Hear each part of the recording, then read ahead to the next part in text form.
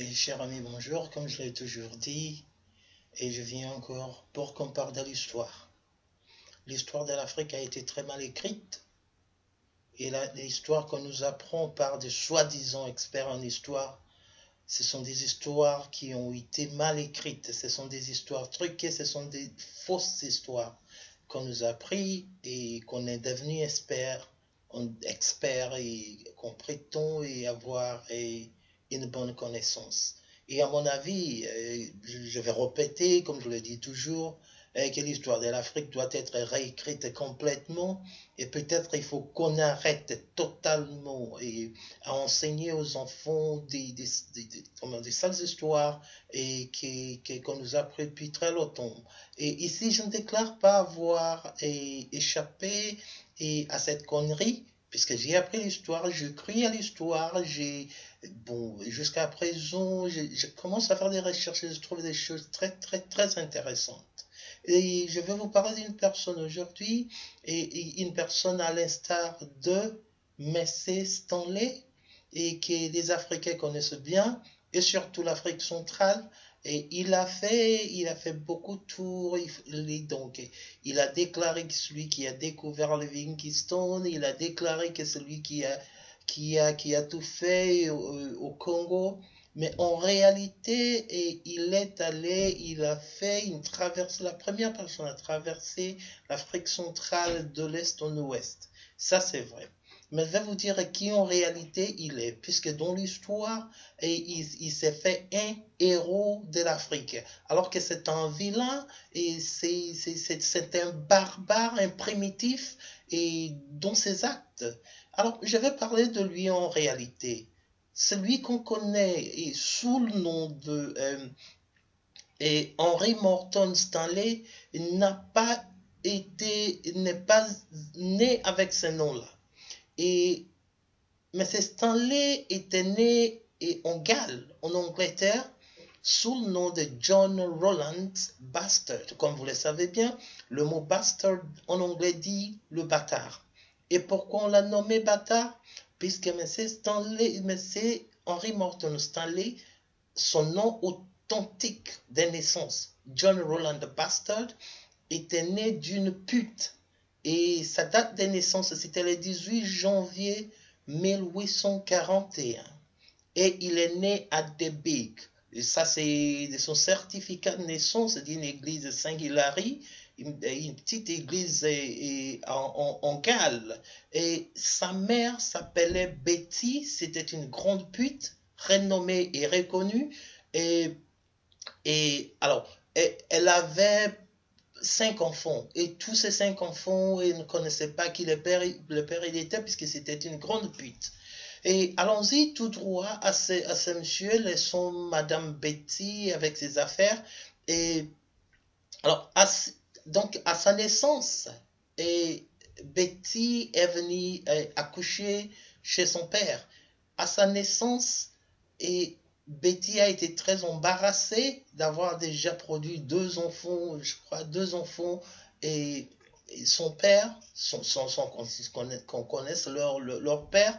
Alors, il a laissé il a laissé John Roland Bastard entre les mains de son père. Alors, elle est rentrée faire ses business à Londres.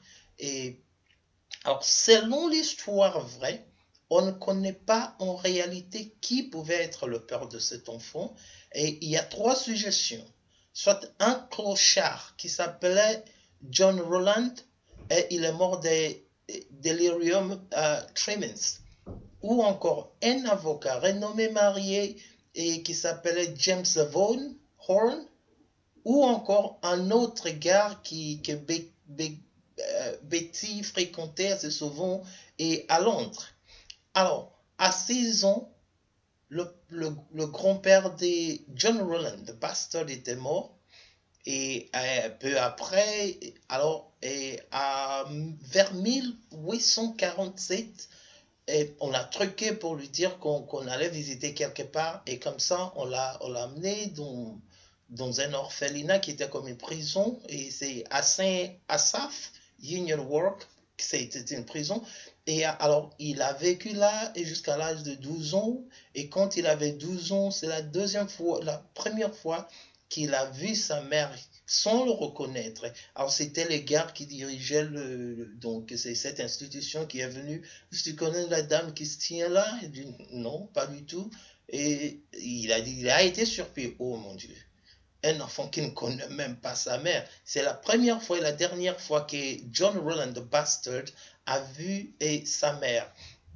Alors, à peu près vers 15 ans, il a quitté Saint-Assaph et il a déclaré lui-même qu'il est sauté par la fenêtre, mais c'est un gars qui racontait trop de bobards, que même dans des traces de Saint-Assaph, on ne reconnaît pas le truc qui disait qu'il menait des rébellions, pas du tout. Il a été sexuellement violé, on l'a exposé avec des grandes personnes pour leur violer sexuellement. C'est quand cette crise-là a commencé à être dévoilée, c'est ainsi que M. John Roland Bastard a quitté Saint-Assaph pour aller à Liverpool. Et personne de sa famille ne voulait de lui puisqu'il était pauvre, il n'était pas propre, il n'était pas maintenu et personne ne voulait donc lui mettre sous leur toit. Alors, et un oncle lui a proposé, c'est un oncle qui vendait la viande, faisait la boucherie pour faire la livraison de sa viande. C'est comme ça que John Roland the Bastard a finalement croisé un gars, c'était un Américain qui est venu dans le bateau quand il faisait la livraison, qui lui a demandé, veux-tu un jour aller dans un bateau pour traverser l'océan? Et il s'est accroché au gars. Et plus précisément en 1859, et c'est comme ça, après 7 semaines de voyage dans l'océan, donc dans un bateau, c'est comme ça que John Roland, the Bastard, a atterri aux États-Unis, à New Orleans, plus précisément. Et il a essayé de changer le nom quand il est arrivé. Croyez-moi, un petit enfant, 18, donc, il a commencé à entrer dans son adulte, l'âge adulte. Et son histoire était totalement, mauvaise, qu'il a changé de nom. Il a essayé et il a commencé par changer de nom pour s'appeler J. Rowling. Et puis il a changé de J. Rowling à John Rollins. Il a changé de John Rollins à Morley, à Morlec et à Morland. Et finalement, il a pris Morton et il a ajouté Henry et il est devenu Henry Morton, Henry Morton. Et c'est comme ça qu'il a gardé ses noms et il a continué. Et en 1861, il a croisé, vers 1861, il a croisé un homme qu'il a appelé son père adoptif. Ce gars-là avait une femme et bon, on l'a embauché et il travaillait avec eux. Et avant que cette dame-là ne meure, il a parlé il a demandé à Henry Morton d'être gentil et d'être un bon gars avec son mari. Et alors elle est décédée. À partir de ce temps-là, ce monsieur a dit non, comme il n'a pas d'enfant, et il voudrait que Henry Morton prenne son nom. Et c'était un monsieur qui s'appelait euh, euh, Stanley. C'est comme ça que Henry Morton Stanley est né. Alors, de John Roland Bastard à Henry Morton Stanley, vous comprenez, et la chose comment c'est allé. Et il a été là, il dormait dans des maisons abandonnées, des usines, mais en réalité, John Roland Bastard est bien reconnu pour son niveau de mensonge. Il a menti, il vivait avec un gars et il croyait que c'était un gars, mais c'était une fille. Ben, depuis qu'il a été sexuellement abusé à Saint-Assaph, il n'a jamais voulu être en relation et intime avec les femmes.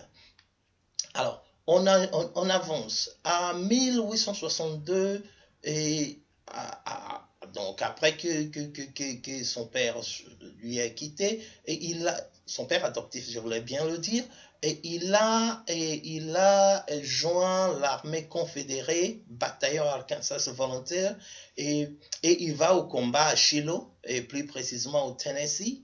Et il fut attrapé par les ennemis pendant la guerre, et il a été emprisonné dans une prison de guerre qu'on appelait Tithe Ridden Chicago. Alors, il était confiné là à Chicago, mais ses maintenant étaient toujours souples. Des enfants qui ont subi des enfants extrêmement difficiles comme ça ont appris comment survivre des dangers. Il a compris qu'il fallait qu'il change de camp pour sortir de là où il était, et il a proposé à ce qu'il joigne l'armée qui l'a emprisonné. Et même année, il a joint cette armée qui s'appelait Union Navy, et il était dans le frégate Minnesota. Et c'est très rare, mais c'est une des personnes qui a combattu dans les deux camps pendant la guerre civile aux États-Unis. Et il est allé bombarder l'armée qui lui a entraîné, quoi. Et donc, alors, en 1865, mais c'est Henry Morton Stanley, et donc de son nom d'origine, John Roland Bastard, et il déserte l'armée, il s'enregistre à Saint-Louis comme un journaliste indépendant, et après une aventure en Turquie, et puisqu'il aimait ces aventures-là, et dans ce temps-là, il n'y avait que des télégraphes, et il y avait la guerre entre les Anglais et les Indiens, et les gens qui amenaient des nouvelles par télégraphe faisaient vendre des journaux, et ils s'amassaient de l'argent, quoi. C'est comme ça qu'il a attiré l'attention de Gordon Bennett. Et Gordon Bennett, c'était un grand journaliste, pas un journaliste, il avait un journal, le New York Herald. Et alors, il l'a embauché. Et tout le monde qui est en Angleterre connaît traditionnellement que quand on cite les noms, et Gordon Bennett, c'est-à-dire qu'il a la malchance. C'est comme si tu dis, oh Satan, qu'est-ce que tu viens faire ici? Donc, c'est ancestral. Gordon Bennett ne s'intéressait qu'à faire tout ce qu'il peut faire pour vendre ses papiers. Il va écrire des histoires traumatiques, quoi. Alors, c'est comme ça qu'il a été embauché par James Gordon Bennett. Et alors, Stanley, avant d'aller en délégation et à l'Est pour travailler pour Gordon Bennett, avait corrompu la dame qui recevait des télégraphes et qui lui a donné des sous. Que dès que j'envoie mon télégraphe, fais tout à ce que mon télégraphe passe. Le premier pour que ce soit publié. Alors, avec 7 ans, il a fait ses aventures, là, ça a continué avec 7 ans, c'est comme ça qu'il est nommé le correspondant permanent de ce journal. Il était très, très, très heureux. Mais c'est Livingstone, je parlais de Livingstone, et quand j'ai commencé, il était un médecin anglais et qui allait en Afrique assez souvent. Et c'est toujours là cette histoire de jouer au sein alors qu'ils vont tuer. Mais Livingstone était un médecin il aidait les gens, mais en même temps il cherchait des minéraux, il cherchait à découvrir n'importe quoi qu'il peut découvrir. Parce qu'à ce temps-là, quand on découvre quelque chose, c'était absolument merveilleux, c'était grave, donc quelqu'un sera renommé, quoi. Alors Livingstone est allé, il a fait plus de 30 ans en Afrique, il fréquentait l'Afrique assez souvent, et quand il était là, et alors, les gens en Europe ont commencé à parler d'un explorateur bien renommé, à l'instar de David Livingstone, qui est allé, qui ne revient pas. Tout le monde était inquiet et les journaux en parlaient. C'est comme ça que Gordon Bennett a demandé à M. Henry Morton Stanley et John Roland Bastard d'aller chercher David Livingstone. Mais quand Henry Morton Stanley, on est en Turquie, il s'est arrêté en Égypte, et tous les Européens étaient fascinés de la rivière Nil. Tout le monde voulait comprendre quelle est la source de cette rivière. Et quand Diego Cao a dit qu'il y a l'embouchure qui sort de là, ils ne comprennent pas. Ça vient de cette même direction. Est-ce qu'ils ont la même source? Alors, tout le monde cherchait à trouver la source du Nil. Alors, Don Morton, même quand il allait chercher Stanley, son objectif était qu'est-ce qu'il pouvait faire pour trouver, si en réalité en faisant ça, cette expédition, il pouvait tout faire pour trouver l'embouchure donc, dans la source du fleuve Nil.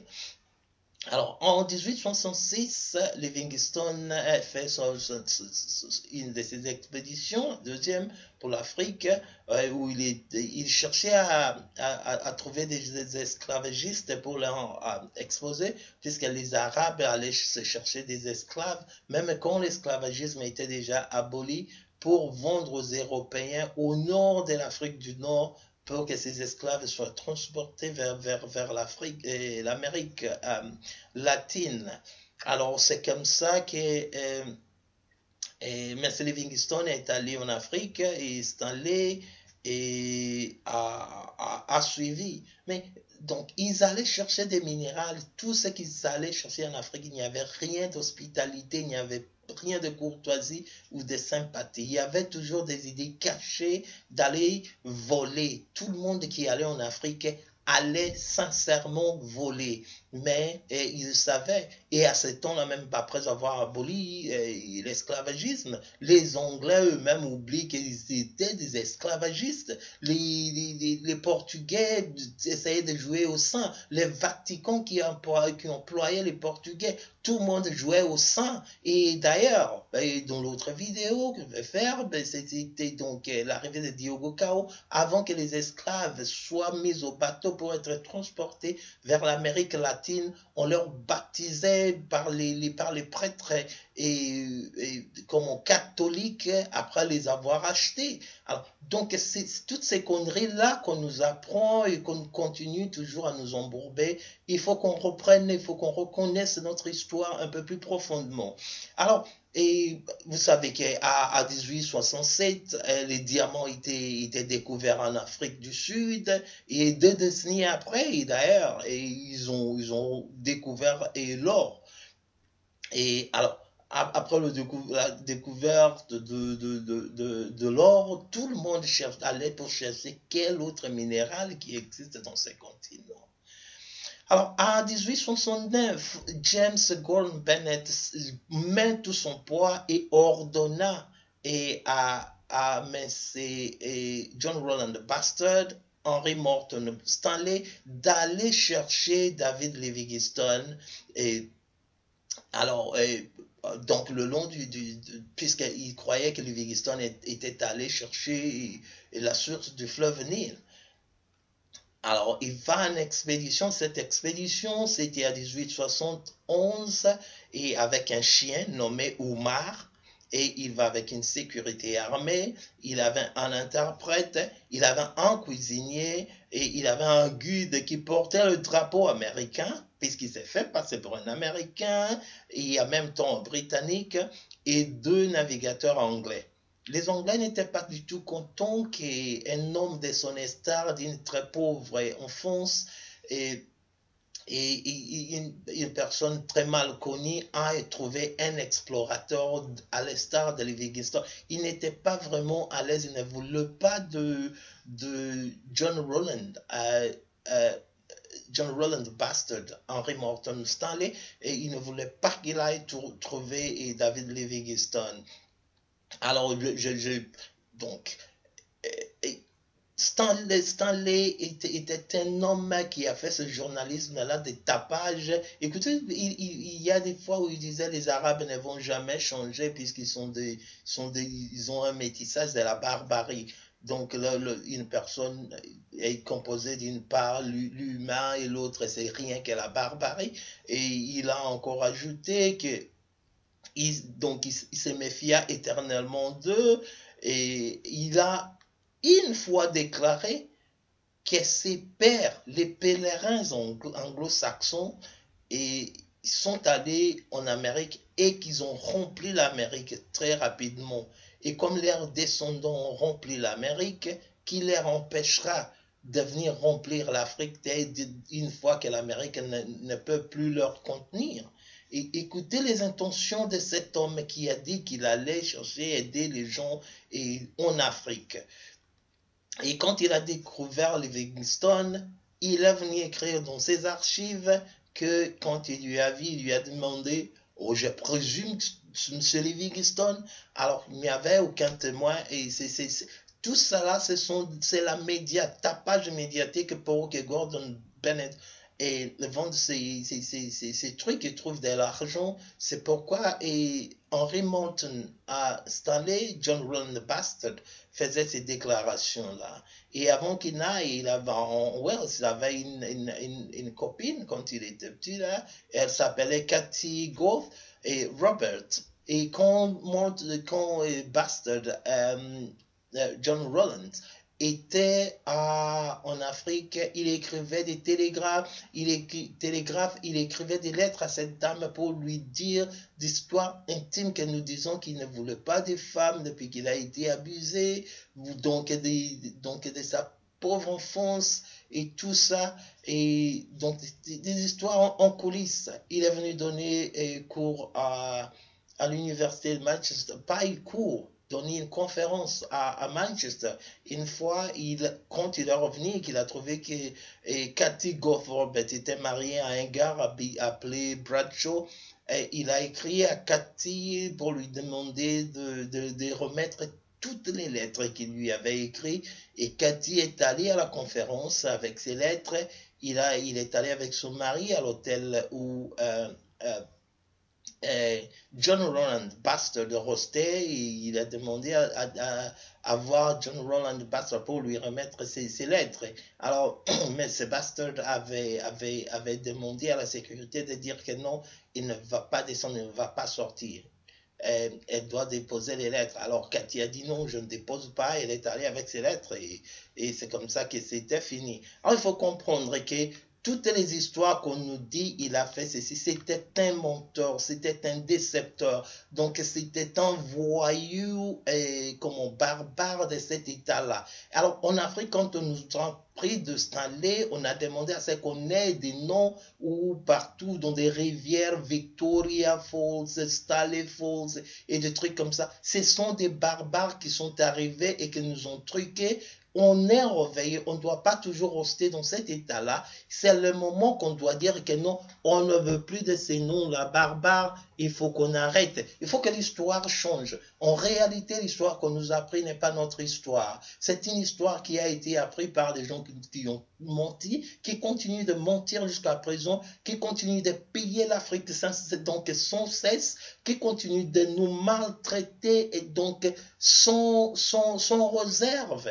Alors, il faut que l'histoire vraie soit écrite. Et cette séquence de vidéos, vous allez voir, je vais vous parler des grandes personnes qui ont beaucoup lutté pour aider, sauver l'Afrique et donc avec les droits humains. Et tout ce monde-là est enterré ici en Europe comme des chiens. Des petites tombes partout. Et des grands bourreaux, des satanistes qui sont allés sauvagement tuer, sérieusement tuer avec une barbarie sans précédent, ont des monuments partout au monde, y compris en Afrique.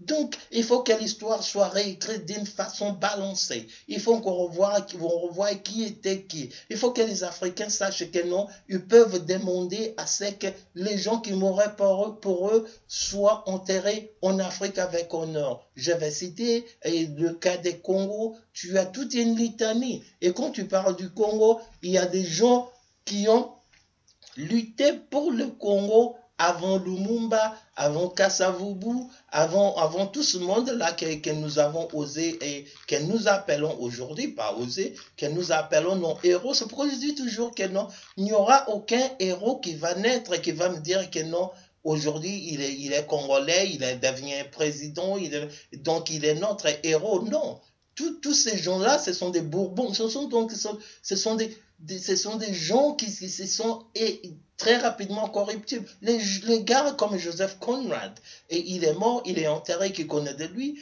mais c'est Edmond et Dean Morel, et qui connaît de lui. Vous avez Roger Kesman. David Kesman, c'est un Irlandais. On l'a poursuivi puisqu'il a exposé, Léopold, qui était le cousin de la reine Victoire d'Angleterre. Et je vais parler de ces gens-là un à un. Je vais vous décrire qui ils étaient et pourquoi ils ont été maltraités. Vous avez quelqu'un à l'instar de George Washington Williams qui a été enterré à Blackpool. Et donc, on a mis une pierre tombale sur sa tombe qui est aux environs de 1975. Et alors, ce gars qui est allé, qui a fait un tour de l'Afrique tout entière avant de s'arrêter au Congo, il était la première personne à dévoiler les secrets de Léopold. Je vais vous parler de lui en détail.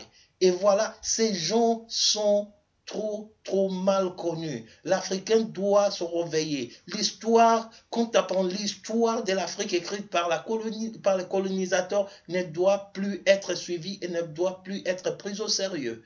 Et il faut qu'on comprenne. Donc, qu'on n'embourbe plus nos enfants à leur apprendre des insanités, de leur apprendre des trucs qui leur colonisent de la France. Il faut qu'on libère nos enfants pour qu'ils sachent qu'ils sont libres. Alors, ces histoires de colonisation donc ces histoires à l'école doivent cesser sincèrement d'être arrêtées maintenant et qu'on donne aux enfants d'étudier, d'apprendre d'autres sciences. Merci beaucoup.